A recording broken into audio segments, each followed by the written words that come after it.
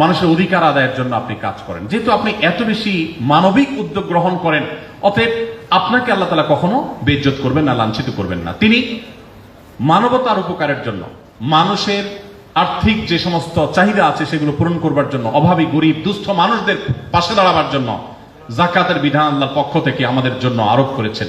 সাদাকা দিয়েছেন, কোরবানি দিয়েছেন, মানত দিয়েছেন, কাফারা দিয়েছেন, এবং বিভিন্ন পশু জবের যে উদ্যোগ হালাল সেটার বিধান দিয়েছেন, ওয়াকফের বিধান দিয়েছেন, ওসিয়তের বিধান দিয়েছেন, দানের বিধান দিয়েছেন, ঋণ দেওয়ার ফজিলত বর্ণনা করেছেন, এবং এতিম গরিব বিধবা তাদের দায়িত্বভার গ্রহণ করার ফজিলত বর্ণনা করেছেন, উৎসাহ দিয়ে গেছেন। এবং যত রকমের কল্যাণমূলক কাজ আছে, মসজিদ নির্মাণ, মানুষকে পানি পান করানো, কূপ খনন করা, রোজাদারকে ইফতার করানো, তালেব ইলমদের খানা খাওয়ানো, এতেকাফকারীদের খেদমত করা, মসজিদের আবাদ করা, সমাজের নানামুখী কাজ করা, বিপন্ন মানবতার পাশে দাঁড়ানো, বিধবাদের বিশেষ করে দায়িত্বভার গ্রহণ করা, এরকম শত সহস্র আইটেম বলা যাবে। এমনকি বন্দীদেরকে খাবার দেওয়ার উদ্যোগ গ্রহণ করা, শত সহস্র আইটেম তিনি বের করেছেন এবং সেগুলোর ইমপ্লিমেন্ট করেছেন মানবতার মুক্তির জন্য, মানবতার উপকারের জন্য, মানবিক উদ্যোগ হিসাবে। মানবিক মোহাম্মদ সাল্লাল্লাহু আলাইহি ওয়াসাল্লাম তার যে জীবনের মানবিকতার দিকগুলো আছে, শুধু এগুলো নিয়ে যদি আপনি অধ্যয়ন করেন, আপনি অবাক হয়ে যাবেন। এই সবগুলো তিনি শুধুমাত্র আবাদ করে যান নাই, শুধুমাত্র সমাজের মানুষকে বলে যান নাই, তত্ত্ব দিয়ে যান নাই, তিনি তার প্রত্যেকটি নিজে হাতে বাস্তবায়ন করে তারপরে পৃথিবীতে গেছেন। সময় কিন্তু সেই 10 বছর, যুদ্ধ করতে করতে জীবন শেষ, এত কিছু করে গেছে ভাইরা আমার। তো সেই নবী করিম সাল্লাল্লাহু আলাইহি ওয়াসাল্লাম সম্পর্কে আমাদের জানা প্রয়োজন আছে না নাই? আলোচনা করতে করতে হয়তো অনেক দিক চলে যেতে পারবো, অনেক আলোচনা করতে পারবো। আমার মনে হয় আমরা কনক্লুশনে চলে আসি। নবী করিম সাল্লাল্লাহু আলাইহি ওয়াসাল্লাম তার চাইতে উত্তম কোনো আদর্শ, তার চাইতে উত্তম কোনো মডেল, কোনো বিকল্প আমাদের জন্য, গোটা বিশ্বের মানুষের জন্য আর কেউ হতে পারে না। এটা একজন মুসলমান হিসেবে শুধুমাত্র ভক্তি বিশ্বাসের বিষয় না, এটা বাস্তবতা। দেখুন, আজ আমরা বৃক্ষরোপণের অনেক ফজিলত জানি, তাই না? আমি একবার একটা টেলিভিশন প্রোগ্রামে একজন বাংলাদেশের নামকরা একজন স্থপতি, পাশাপাশি তিনি পরিবেশবিদ, তার সাথে একটা প্রোগ্রামে একসাথে ছিলাম। তো আমার পালা যখন আসলো, আমি পরিবেশ নিয়ে কিছু কথা বলার যখন সুযোগ আসলো, আমি পরিবেশ সম্পর্কে কয়েকটা হাদিস শোনালাম। আমার বক্তব্য শেষ করার পর অনুষ্ঠানের ফাঁকে সে ভদ্রলোক, সে স্থপতি এবং পরিবেশবিদ, তিনি আমাকে বললেন, হুজুর, আমি তো মুসলমান, খুব প্র্যাকটিসিং, 5 ওয়াক্ত নামাজ কালাম পড়ি, কিন্তু আমি জীবনে এগুলো শুনি নেই। পরিবেশ সম্পর্কে আমার নবী এই সমস্ত কথা বলে গেছেন। এখন এই পর্যায়ে এসে ফ্যাক্টরি রেভলিউশনের পর যত্রতত্র কলকারখানা করে কালো ধোঁয়ার মাধ্যমে, কলকারখানার বর্জ্যের মাধ্যমে গোটা পৃথিবীকে বাস অযোগ্য করে তোলার পর এখন পৃথিবীর সবচেয়ে বেশি বাজেট হয়ে থাকে পরিবেশের জন্য। গোটা বিশ্বের সব দেশগুলো এখন পরিবেশের জন্য সবচেয়ে বেশি বাজেট দিচ্ছে এবং পরিবেশ নিয়ে সবচেয়ে বেশি তারা কনসার্ন। কিন্তু আপনি চিন্তা করুন তো, ফ্যাক্টরি রেভলিউশন হয়েছে কতদিন হয়েছে? বেশি দিন আগে কথা না। পৃথিবীতে যখন এই কলকারখানা হয় নাই, যখন এগুলোর বর্জ্য, তারপরে ধোঁয়া, কালো ধোঁয়া এবং নানাবিধ কারণে পৃথিবীর পরিবেশ যখন নষ্ট হয়নি, সেই পৃথিবীতে 1450 বছর আগের পৃথিবীতে বৃক্ষরোপণ করার গুরুত্ব বর্ণনা করার কি প্রয়োজন ছিল? অবাক করা ব্যাপার না? এখন বৃক্ষরোপণের গুরুত্ব আমরা বুঝি, তখনকার মানুষ তো বৃক্ষরোপণের বৈজ্ঞানিক উপকারিতাও জানতো না, আবার প্রয়োজনীয়তা এতটা ছিল না, কারণ পরিবেশ নষ্ট হয়নি। সেই পৃথিবীতে তিনি বৃক্ষরোপণ সম্পর্কে যে সমস্ত কথা বলে গেছেন, এখনকার পরিবেশবিদদের জন্মেরও শত সহস্র বছর আগে তিনি যা বলে গেছেন, এখনো পরিবেশবিদরা সেগুলো কল্পনা করতে পারে না। তিনি বলে গেছেন, কারোর হাতে যদি কোনো গাছের চারা থাকে, তিনি রোপণ করতে যাচ্ছেন, আর প্রতিমধ্যে তিনি যদি দেখেন যে ইসরাফিল, যিনি সিংহা ফুৎকার দিয়ে গোটা সৃষ্টি জগৎ ধ্বংসের দায়িত্বে নিয়োজিত, তিনি সে দায়িত্ব পালন করার জন্য প্রস্তুতি নিচ্ছেন, অর্থাৎ আল্লাহর নির্দেশে সুইচ টিপ দিবেন এবং গোটা সৃষ্টি জগৎ ধ্বংস হয়ে যাবে, সে সুইচ টিপ দেওয়া বা সিংহা ফুৎকার দেওয়ার জন্য তিনি প্রস্তুতি নিচ্ছেন। এমত অবস্থায় তোমার হাতে থাকা গাছের যে চারা আছে, এটা লাগাতে গিয়ে তোমার যদি মনে হয় যে লাগিয়ে এখন আর কি লাভ হবে, এখনই তো সব তুলার মতো সব ভেঙে চুরমার হয়ে ধ্বংস হয়ে যাবে, এই গাছের চারা থাকবেই তো না, তাহলে লাগিয়ে কি লাভ হবে, এই চিন্তা তুমি না করে ওই রকম পরিস্থিতিতে তুমি গাছের চারাটি রোপণ করে ফেলবে। তুমি রোপণ করে ফেলেছো, সেটা ঠিক হোক আর না ঠিক হোক, তোমার প্রচেষ্টার কারণে আল্লাহর কাছ থেকে তুমি রিওয়ার্ড পাবে, সওয়াব পাবে। দেখুন নবী করিম সাল্লাল্লাহু আলাইহি ওয়াসাল্লাম বলেছেন, তুমি যদি কোনো গাছ লাগাও, তোমার সে গাছ থেকে কোনো পশু, কোনো পাখি, কোনো পোকা, কোনো মাকড়, কোনো কিছু যদি খায়, কোনোভাবে উপকৃত হয়, তাহলে তুমি তাদেরকে খাদ্য দানের যে সওয়াব, যে রিওয়ার্ড, যে বিনিময়, এটা আল্লাহর কাছ থেকে পাবে। আমি একবার জিনাদের এক মাহফিলে একজন সেখানকার স্থানীয় জনপ্রতিনিধি ছিলেন, তো প্রসঙ্গত ওনাকে আমি একটু রসিকতা করে বললাম যে ভাই, আপনি অনেক বড় নেতা মানুষ মাশাআল্লাহ, এবং বহু মানুষকে আপনি খাবার খাওয়ান, অনেক টাকা পয়সা দেন, রাজনৈতিক কারণে, ভোটের জন্য, নোটের জন্য, নানা কারণে আপনারা দেন এগুলো।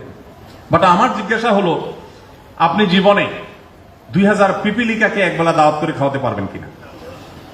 তুমি বলেন যে ভাই এটা আবার কেমন কথা বললেন, পিঁপড়া 2000 খাওয়ানোর মানে কি দাঁড়ালো? আমরা আচ্ছা আপনি 500 পাখিকে একবেলা মেহমানদারি করবেন, এই সুযোগ আছে? বলো না, এটা কিভাবে সম্ভব?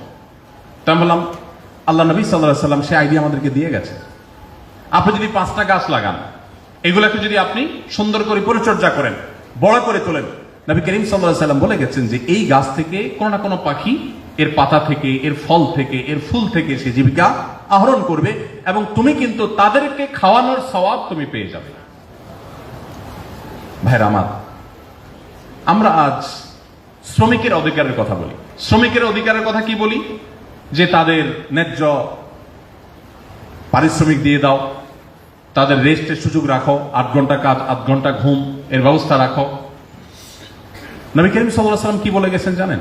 তিনি বলেছেন, শ্রমিকের শরীরের ঘাম শুকাবার আগে তার পারিশ্রমিক দিয়ে দাও। আমি যখন সৌদি আরবে ছিলাম, তখন সৌদি আরবের নিয়ম ছিল, এখন কি আছে আমি জানি না, 25 তারিখে স্যালারি হয়ে যেত। পৃথিবীর কোন দেশে আছে কিনা আমি জানি না। তো আমি তখন জানতাম, তখন সৌদি আরব রাষ্ট্রীয়ভাবে ইসলামকে অনেক বেশি প্রমোট করতো। বাকি দিন দিন অধপতন গোটা পৃথিবীতে হচ্ছে, তাদেরও হচ্ছে। এখন পরিস্থিতি কোথায় দাঁড়িয়ে আছে আমি জানি না, তবে 5-7 বছর আগেরও কথা আমি জানি যে 25 তারিখে স্যালারি হওয়ার রাষ্ট্রীয় নিয়ম ছিল। আমি তো অবাক হয়ে গেলাম প্রথম যাওয়ার পর, ভাই 25 তারিখে স্যালারি কাহিনী কি? সাধারণত মানুষ 5 তারিখ 10 তারিখ পর্যন্ত নিয়ে যায়, কিন্তু মাস শেষ হওয়ার 5 দিনে স্যালারি কেন? তখন আমি জানতে পারলাম, ওই যে নবী সাল্লাল্লাহু আলাইহি ওয়াসাল্লাম বলে গেছেন, ঘাম শুকাবার আগে পারিশ্রমিক দিয়ে দাও, তো মাস শেষ হওয়ার আগে পারিশ্রমিক সেজন্য দেওয়ার সিস্টেম তারা চালু করেছে। শ্রমিকদের জন্য এরকম কথা পৃথিবীতে আজও কোন শ্রমিকদের অধিকার নিয়ে কাজ করা কোনো ব্যক্তি বা প্রতিষ্ঠান আজও বলতে পারে নাই। আপনি আরো আশ্চর্য হবেন, তিনি বলেছেন, তোমরা যা খাও তোমার শ্রমিককে তা খাওয়াও, তোমরা যা নিজেরা পরো তোমার শ্রমিককে তা পরাও। এখন আপনি যে ব্র্যান্ডের শার্ট কিনেছেন, আপনি আপনার ড্রাইভারের গায়ে যদি এসে দেখেন কাকতালীয় ভাবে আপনি শার্টটা পরে আসছেন, আজকে নতুন শার্ট, আয়সা গাড়িতে উঠে দেখলেন ড্রাইভার সাহেব সেম ওই ব্র্যান্ডের শার্টটা পরে মাশাআল্লাহ বসে আছে, তখন মেজাজটা কেমন হবে বলেন? সাথে সাথে হয় মনে হবে যে শার্ট খুলে খালি গেঞ্জি গায়ে থাকলে তো ভালো হতো, মান সম্মান একটু টিকতো। আমরা কোথায় দাঁড়িয়ে আছি? সভ্যতার ভেগ ধারণ করলে মানুষ সভ্য হতে পারে নাকি? নবী করিম সাল্লাল্লাহু আলাইহি ওয়াসাল্লামের আদর্শ ছিল, তোমার ড্রাইভার, তোমার কাজের লোক তোমার সাথে বসে একই মানের খাবার তাকে তুমি অফার করবে, খাওয়াবে, এটা তোমার কোনো হেজিটেশন হতে পারবে না। দিন শেষে সে তোমার মতো একজন মানুষ, তোমার ভাই, আল্লাহ তাকে অধীনস্থ করেছেন, উল্টাও হতে পারত, তোমাকে তার অধীনস্থ আল্লাহ তাআলা করতে পারতেন। মানবাধিকার নিয়ে অনেক কথাই বলা যাবে, কিন্তু শ্রমিকের অধিকারের ব্যাপারে এই লেভেলের কথা শুধু বলা নয়। বেলাল হাবশী রাদিয়াল্লাহু তাআলা আনহু একজন কালো নিগ্রো মানুষ ছিলেন। আরবদের মধ্যে রেসিজম কোন লেভেলের আছে, যারা মধ্যপ্রাচ্যে ছিলেন, আপনাদের চিটাগাংয়ের বহু মানুষ সৌদি আরবে থাকে, দুবাইতে থাকে, আপনারা ভালো করে জানবেন কি পরিমাণ থাকে। ওরা অনারবদেরকে অনেক, আমি সবার কথা বলছি না, ওদের একটা বড় অংশ বা প্রধান অংশ বলতে পারেন, অনারবদেরকে মানুষই মনে করে না অনেক ক্ষেত্রে। সেই আরবদের মধ্যে আপনি চিন্তা করেন, তাও আবার 1400 বছর আগের যে আরবরা, যাদের মধ্যে বর্বরতা ভয়ঙ্কর ছিল, সেই সমাজে, ইসলামের আগের কথা বলছি, সেই সমাজে নবী করিম সাল্লাল্লাহু আলাইহি ওয়াসাল্লাম এসে কি করেছেন? বেলাল রাদিয়াল্লাহু তাআলা আনহু যিনি বাহির থেকে এসেছেন, একে তো বহিরাগত, খেয়াল করেন, এখনো সৌদিতে বা মিডল ইস্টে ফরেনারদেরকে কি বলে জানেন? সেখানকার স্থানীয় ভাষায় আলেমরা বলতে পারবেন কি বলে ভাই? আজনবী। ওই যে উনি জানেন আজনবী শব্দের অর্থ কি জানি আমরা? হ্যাঁ, আজনবী মানে কি? আননোন, মানে চিনি না তোমার, তুমি কি, তুমি বাঙালি, তুমি ইন্ডিয়ান, তোমাকে আমি চিনি না, তুমি আমার দেশের না, অচেনা। এবং আরেকটা শব্দ আছে আরবিতে আজমি। আজমি শব্দটির যদি মানে ভেতর নিয়ে আমরা আলোচনা করি আপনি অবাক হয়ে যাবেন। কি অর্থ? বোবা। আরেকটা অর্থ আছে আল আজমাউ জুরহুহা জুবার, হাদিসে আছে চতুষ্পদ জন্তুকে সাধারণত আজমা বলা হয়। সেখানে যারা আরবিতে কথা বলতে পারে না তাদেরকে তারা কি বলে? আজমি। আপনাদের চিটাগাঙে এই রোগটা কিছুটা আছে। আপনাদের প্রতি শ্রদ্ধা রেখে আমি বলতে চাই, আমার জীবনের একটা গুরুত্বপূর্ণ অংশ চট্টগ্রাম মাটিতে কেটেছে এবং টুকটাক চিটাঙ্গা কথা হইতারি। আপনাদের এখানে চিটাঙ্গের বাইরের লোকদেরকে আপনারা বইঙ্গা বলেন, তাহলে এই রোগ আপনাদের মধ্যেও ভালো জিনিস না। কিন্তু যাই হোক, তো যেটা বলছিলাম যে আমাদের নবী করিম সাল্লাল্লাহু আলাইহি সাল্লাম তিনি, আমি কেন এই বিষয়টাকে টানলাম, এই বিষয়টা টানলাম এই জন্য, দেখেন তিনি একজন সাহাবী বাহির থেকে আসছেন, তার নাম হলো বেলাল রাদিয়াল্লাহু তাআলা আনহু, সবাই জানি আমরা, তাই না? এই লোকটা, তাকে যে মূল্যায়ন করেছেন, মর্যাদা দিয়েছেন, সেই মর্যাদাটা লেভেল কি ছিল এটা বোঝার জন্য, তখনকার পরিস্থিতি বোঝানোর জন্য বললাম যে রেসিজম কোন লেভেলের ছিল। সেই জগদ্দল পাথর বুকের উপর থেকে সরিয়ে সেই রেসিজম যে সমাজে ছিল সেই সমাজের বুকের উপরে টান টান করে বুক দাঁড় করিয়ে, শির দাঁড় করিয়ে তিনি বেলাল রাদিয়াল্লাহু তাআলা আনহু, যিনি বাহির থেকে এসেছেন, শুধুমাত্র তাকে মানবিক মর্যাদা দিয়ে শেষ করেননি। একাধারে যে লোকটা বাহির থেকে আসছেন অনারব, ইথিওপিয়ান, আবার তিনি গায়ের রং তার কালো ছিল, অর্থাৎ যে রঙের মানুষদেরকে পছন্দ করতো না, সাদা কালো। এখনো পৃথিবীতে আমেরিকার মতো দেশেও আপনারা জানেন শ্বেতাঙ্গ ও কৃষ্ণাঙ্গদের মধ্যে যে এক ধরনের স্নায়ু যুদ্ধ এটা চলমান আছে এখনো। সভ্যতার সবচেয়ে বেশি দাবিদার যারা, তাদের দেশে আপনার কৃষ্ণাঙ্গ শ্বেতাঙ্গ নিয়ে এখনো পর্যন্ত যে আপনার দ্বন্দ্ব সেটা চলমান আছে। সেখানে সেই নবী সাল্লাল্লাহু আলাইহি সাল্লামের সময়কার যে মধ্যপ্রাচ্যের মানুষের অবস্থা ছিল, মানসিক অবস্থা ছিল, সেই সমাজের মানুষের কাছে একজন লোক বাহির থেকে আসছেন, একে তো অনারব, আজনবী, আননোন মানুষ, আবার তিনি গায়ের রং তার কালো, আবার তিনি কৃতদাস ছিলেন।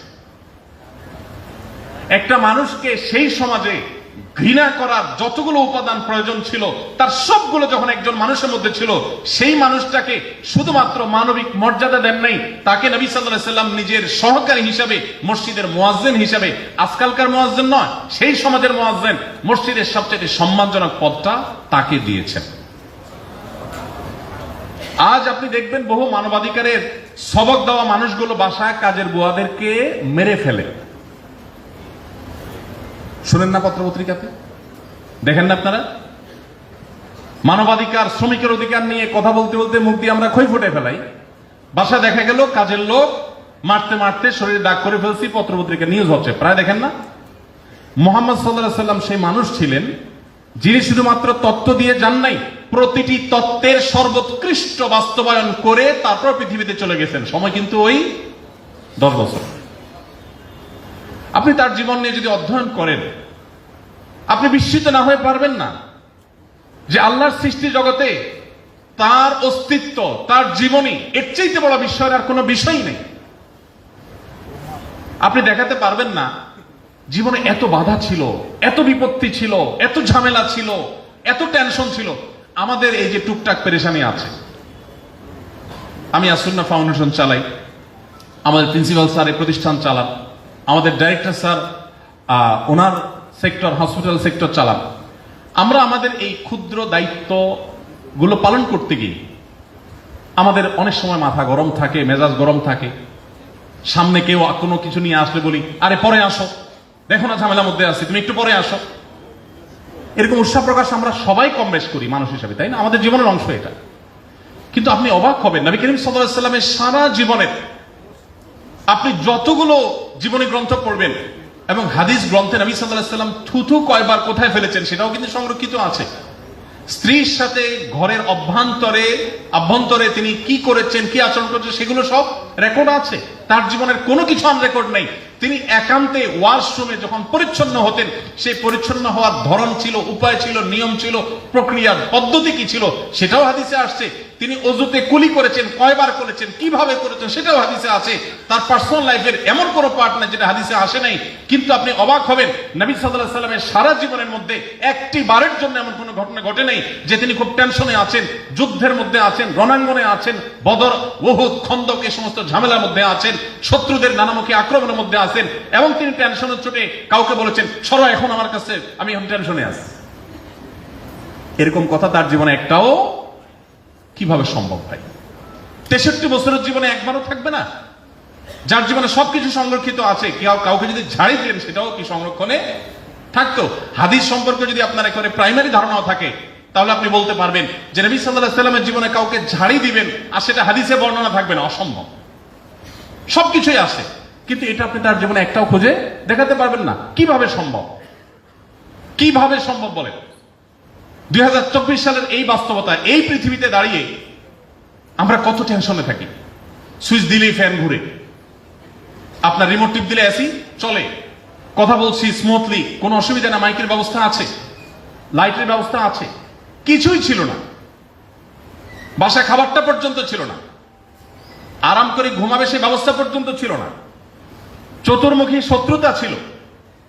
এরকম সংগ্রামী একটা জীবন, এরকম শত সহস্র বাধার পাহাড় ডিঙ্গিয়ে চলা একটা জীবনে একটি বারের জন্য কোনো মানুষকে ঝাড়ি দিয়েছেন, কোনো মানুষকে বকা দিয়েছেন এবং পরে আবার সরি বলতে হয়েছে, এরকম একটি ঘটনা তার জীবনে ঘটেনি। এটি কোনো স্বাভাবিক বিষয় নয়, এটি আল্লাহর পক্ষ থেকে তিনি যে মিরাকল, আল্লাহর পক্ষ থেকে যে তিনি মহামানব ছিলেন, আল্লাহর পক্ষ থেকে যে সবচেয়ে বড় বিস্ময়কর সৃষ্টি ছিলেন, এটি তার একটা ছোট উদাহরণ মাত্র। আপনি মানবাধিকার নিয়ে আজকাল যে সমস্ত কথা বলা হয়, আমি তো বলি যে নারীবাদ নিয়ে, অন্যান্য বাদ নিয়ে অনেক কথা বলা, নারী অধিকার নিয়ে অনেক চমৎকার চমৎকার কথা আপনি শুনতে পাবেন। নারীদের অধিকার নিয়ে আপনি দেখবেন যে নারীকে কর্মক্ষেত্রে জায়গা করে দেওয়া উচিত, চমৎকার কথা। কিন্তু সেটা দেখবেন ইয়াং নারীদের বেলায়, বৃদ্ধ নারীদের বেলায় দেখবেন না। কি বলেন? দেখবেন পশ্চিমা পৃথিবীতে যারা আমাদেরকে এগুলো সবক দেয়, তাদের দেশে বৃদ্ধ নারীদের বেলায় তাদের একমাত্র ডিসিশন হলো বৃদ্ধাশ্রম। আর কোনো বিকল্প আছে তাদের কাছে? কিন্তু আমার মুসলমানের কাছে কি বিকল্প আছে বলেন তো?